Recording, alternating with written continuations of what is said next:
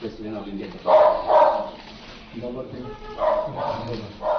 আপনি কি ইয়েতে আছেন, র্যাঙ্কে আছেন, বিএসএফ হেড কনস্টেবল, এখন ওই ছুটিতে আছেন। তারা একটা এখন সমস্যা করে আছে, তো এখানে কোন ব্যাটালিয়নে কোরআন লেখার কাছে 50 এটা কি ওইখানে আছে এখন মণিপুরি পোস্টিং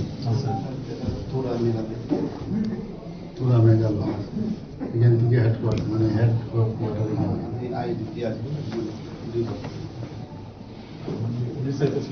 ছেলেও তো যে ছোটজন যারা আঘাত করছিল এখনো সেরকম ভাবে মানসিকভাবে এস্টাবলিশ হচ্ছে না। তো ওনার বিশ্বাসে ক্লাব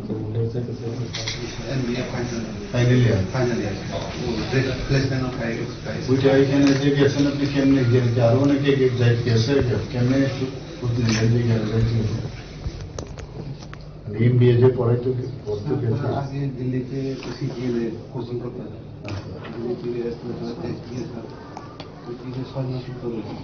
এরপরে আমাদের সিজিএলে তৈরি করতে গ্রাজুয়েশন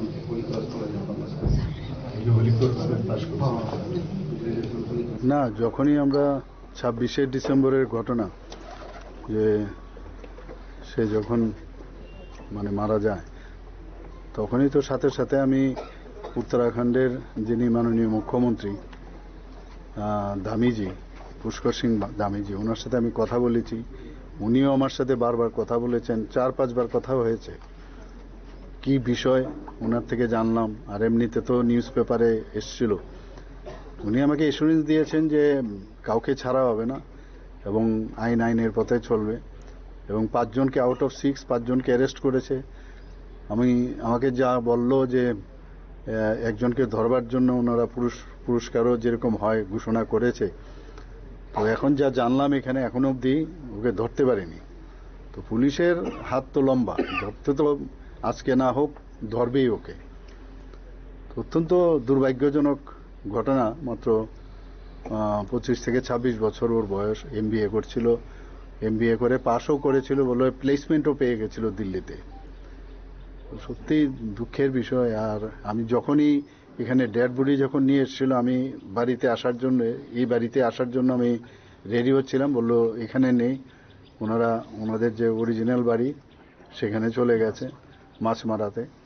তো এইবার যখন আমি নর্থে যাই আসার সময় ভাবলাম যে মাছ মারাতে যাব, আবার শুনলাম ওরা এখানে চলে এসছে।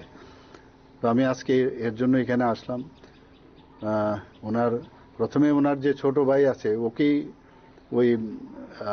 ওরা আঘাত করার চেষ্টা করেছিল, আর ওকে বাঁচাতে গিয়ে শেষ পর্যন্ত ওর জীবন মানে গেল আর কি। তো আমাদের তরফ থেকে আর কি করবো, আর্থিকভাবে তো আমরা কিছু হেল্প করার চেষ্টা করলাম। ওখান থেকেও ওনারা আর্থিকভাবে উত্তরাখণ্ডের যিনি চিফ মিনিস্টার মহোদয় উনিও করেছেন।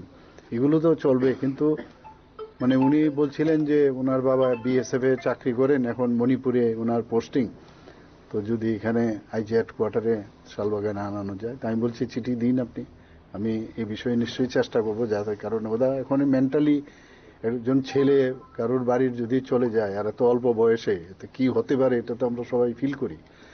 তো বললাম যে আমি চেষ্টা করব। আর ওর ছোট ভাইয়েরও biodata, he was doing graduation in sociology, এখনো কমপ্লিট হয়নি। তো ওনারা বলছিলেন যদি ওর কিছু করা যায় তো ভালো। আর ওখানকার যে ইনভেস্টিগেশনগুলো চলছে প্রপারলি যেন হয়। তো আমি তো সেই ব্যাপারে বারবার মাননীয় সিএম এর সাথে আমার কথা হয়েছে কয়েকবার। উনি আমাকে কথা দিয়েছেন যে কোনো জায়গার মধ্যে খামতি হবে না, তবুও যাতে কোনো জায়গার মধ্যে কোনো লুপহোল যাতে না হয় সেটাকে স্ট্রেংথেনিং করা হয়। আবার আমি আগামী 19 তারিখ দিল্লি যাচ্ছি, আমি 18 তারিখ যাব, 19-20 আমার বৈঠক আছে। তো মাননীয় মুখ্যমন্ত্রীর সাথে দেখা হবে, ওনাকে আমি আরো পুরো ডিটেলস ওনাদের যা যা ওনারা বলেছেন সেই বিষয়গুলো ওনার গোচরে আনবো।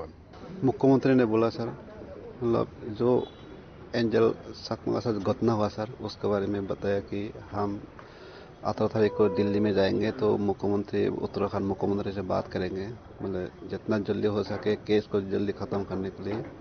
और मतलब वो जो 17 आदमी है वो अभी पकड़ा नहीं सर, उसको जल्दी पकड़ने के लिए वो बताएंगे, ये बोला सर। और दूसरा बोला सर कि मतलब दूसरा सर बोला हमारा पोस्टिंग के बारे में बोला सर। तो पोस्टिंग अभी हमारा घर का हालत ठीक नहीं है सर, मेरा बच्चा भी बात नहीं करता है, मतलब थोड़ा गुमसुम रहता है सर। तो फैमिली भी एकदम अभी हालत ठीक नहीं है मेंटली, कभी रोता है कभी हंसता है वैसे मतलब। तो कोशिश करेंगे सालबागान फ्रंटियर में नज़दीक कुछ दिन के लिए पोस्टिंग करने के लिए कोशिश करेंगे, ये बोला सर। और तीसरा बात बोला सर, मेरा जो छोटा लड़का है वो जो अभी 12 पास है, वो ग्रेजुएशन कर रहा है सोशियोलॉजी में सर। तो उसको मतलब नौकरी देने का कोशिश करेंगे, यही बोला सर। उसका बायोडाटा देने के लिए बोला सर। बाकी सब कुछ ठीक है, लेकिन हम सही नहीं आए सर। तो मैं उत्तराखंड सरकार से मैं बोलना चाहता हूँ सर कि हमारा बच्चे को जस्टिस चाहिए। हम कुछ भी हो हमको जस्टिस चाहिए। मेरा बच्चा खो गया सर में, तो इसलिए सर जल्दी से जल्द सर, पुलिस वाला काम नहीं कर रहा सर। तो जल्दी से काम करके 17 आदमी का 1 महीना 4 दिन हो गए सर, अभी तक पकड़ा नहीं। क्यों नहीं पकड़ा सर? पुलिस चाहिए तो 2 दिन में पकड़ सकते हैं सर। इन लोग केस को मतलब दूर लंबा करने के लिए सर कोशिश कर रहे हैं पुलिस वाला सर। तो ये जल्दी से जल्द केस को होना चाहिए सर। क्यों मेरा बार बार छुट्टी मिलेगा नहीं सर। मैं 1 महीना तो छुट्टी ऑलरेडी काट चुका हूँ, फिर 20 दिन छुट्टी ये लिया हूँ, एक्सटेंशन किया सर, बढ़ाया हूँ। तो मैं उसका मतलब बार बार तो मेरे को छुट्टी नहीं मिला। मैं भी एम्प्लॉयमेंट हूँ सर, मैं BSF में जॉब करता हूँ। हमारा CO सर भी बार बार छुट्टी तो देगा नहीं सर।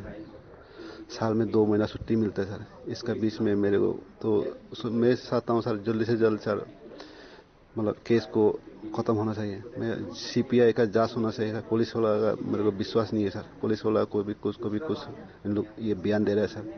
तो मैं इसलिए चाहता हूँ दिल्ली में या त्रिपुरा में सर केस को ट्रांसफ़र हो, नज़दीक हमारा प्रॉब्लम ना हो सर। या त्रिपुरा में हो केस को ट्रांसफ़र, या दिल्ली में सर। तो हम तो अभी मेरा एक ही लड़का रह गया सर। मैं कोई फिर बाद में क्या करें हमको पता नहीं। मैं दिल्ली में मतलब देहरादून में मैं अपना बच्चा को भेजना नहीं चाहता हूँ। वहाँ बयान देने के लिए मैं बच्चा को भेजूंगा नहीं सर। मेरा ये कहना है सर। ये 9 तारीख दिसंबर को देहरादून में हमारे जो त्रिपुरा के 2 स्टूडेंट्स, ट्राइबल स्टूडेंट एंजल चकमा और माइकल चकमा 6 बजे के आसपास वहाँ पे ग्रोसरी खरीदने गए थे बाहर। तो वहाँ पे उनको चिंकी मोमो पुकार के इन्होंने प्रोटेस्ट किया कि हमें ऐसा मत बोलो, हम ये अरुणाचल के, ये त्रिपुरा का ही है। तो जब इन्होंने प्रोटेस्ट किया, सबसे पहले तो इसके भाई को मारा, माइकल को जो अभी है।